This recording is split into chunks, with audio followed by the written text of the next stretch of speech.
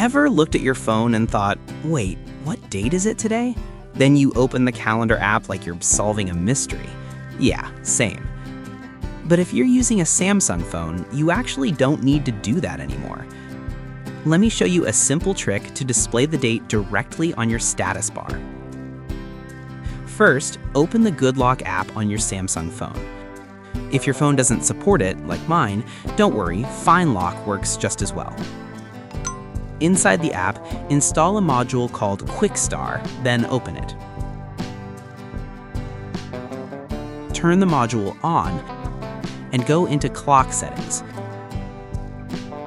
Now just enable Show Date.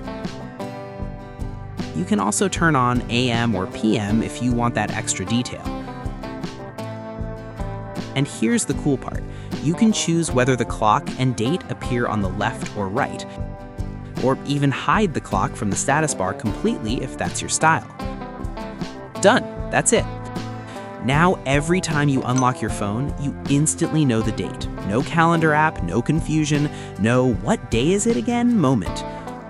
So next time you catch yourself wondering what date it is, remember, your status bar already knows.